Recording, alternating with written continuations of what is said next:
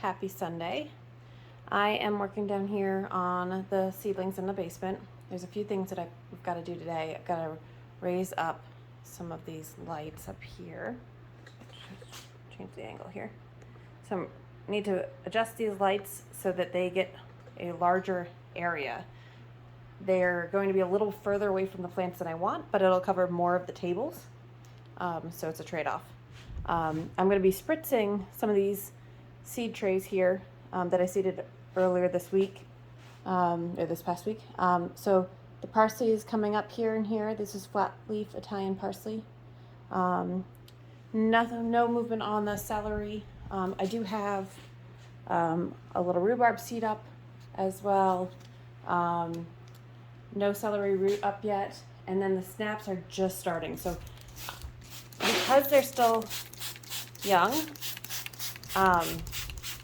and I want to still moisten the tops. Once they actually have like 80% up or so, then I will change to bottom watering. Sometimes I'll do a little bit of both as well. It depends on how dry the soil is. But just any easy spritz bottle will work fine. I like to keep it on the mist setting so it spreads out. I do have the fans going down here for the bigger seedlings, so it is kind of misting across. That's fine. Usually I do turn those off when I'm doing this. You want to get them pretty moist, or keep them pretty moist.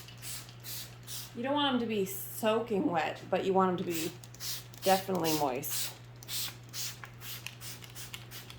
Pay attention to your corners also, because as you go through, the tables are never going to always be perfectly level, or not in my house anyways. So the corner ends up being a little drier usually on certain angles.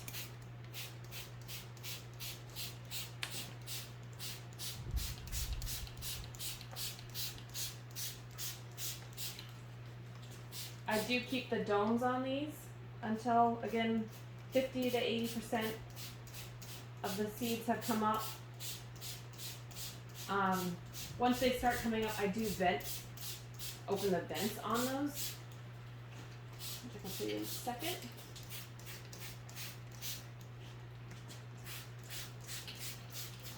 The domes will help keep the humidity in and help with germination rates.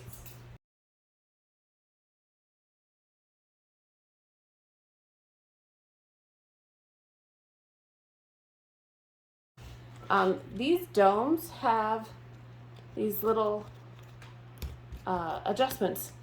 So as they start coming up, I'll open it up just so that there's some airflow that happens for the seedlings that are already up. But right now I keep them mostly closed.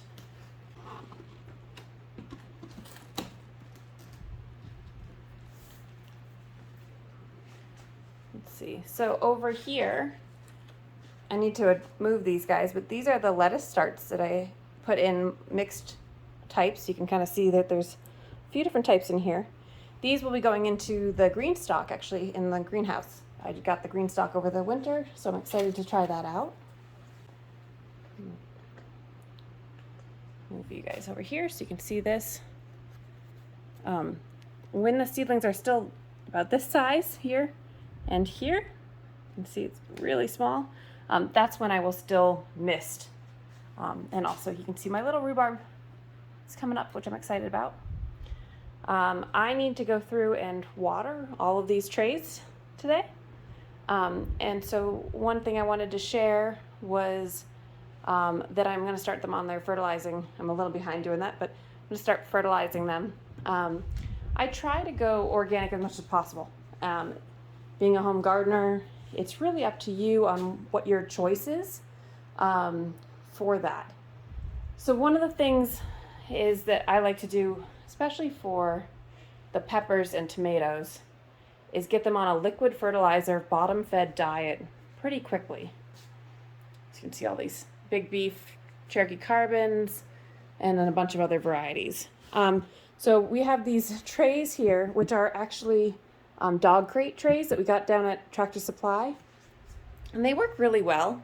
They've got some ridges, so even if the moisture stays in there, you actually get some air movement underneath the trays, so they're not completely waterlogged. You can see that I'm getting short on pots this year, so I had to reuse a couple cracked ones. But this is really nice to water into, because I'm watering into this big area. So what I'm going to use is something that's not a fully organic, actually, and it's called Fox Farm Grow Big. It's a 644, so that's an NPK. And this says shake well, so you really want to make sure you're doing shaking on liquid fertilizers. And then what I do is I actually add it into my watering can. All right, so on the watering cans, I might actually work on a prototype for myself, see how I like it, but there's a couple design things that I want to fix on these. But for the most part, I like a 2-gallon watering can because it's not super heavy, even though I have a lot to water. Part of that is because of my hip replacement and my back. So I do like a 2-gallon, but it's really important for you to know how much you're filling, where your fill lines are on your watering cans, so that when you do a liquid fertilizer, you can put the right amount of fertilizer into this. The other tip I'll tell you guys, and I will raise this up so you have a better angle, is that this, on a lot of watering cans, actually comes off. And when you're bottom feeding and bottom watering your trays, having one big open mouth makes watering much faster, and it actually doesn't spread out and go all over the place. So it's a little more direct. So I do recommend that you take that off when you're doing feed.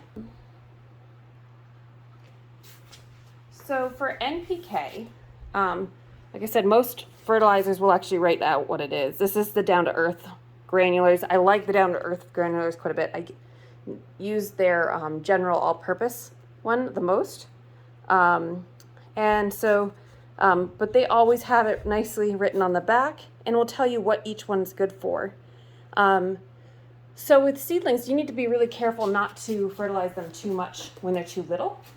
But I really like to do the Grow Big on a 2-week schedule. And this again is a 644, so it's higher in nitrogen, which means all this green growth is going to be very healthy for that. And then the 44 is the phosphorus and potassium. So always read the instructions on your fertilizer. Make sure your watering can, you know exactly, like if you want to do 2 gallons worth, you do 2 gallons worth. If you do 1 gallon, make sure you're filling it only to the 1 gallon and mixing it in. And you do want to swirl it around a little bit. You do want to shake your liquid fertilizers. And again, from organic to non-organic, it's your choice. This is the only thing that I use that is not a fully organic certified type OMRI listed fertilizer. But as it's just one salt, I'm not that concerned for our own personal use. I do really like just having a set schedule for most plants.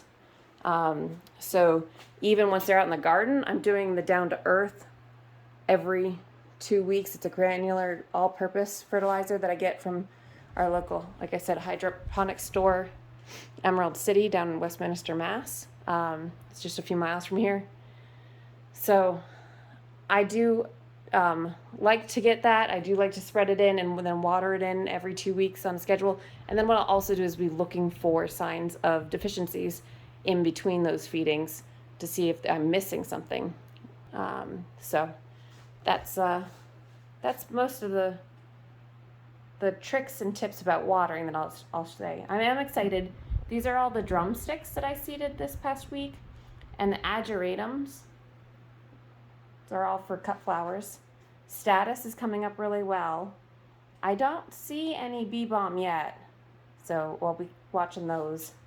But all of these came up within just probably 4 days, I think, or so. I'll have to look back when I actually planted them. My fennel is still not up, and my cumin is still not up. So I'll be watching those two as well, and I'll be misting those.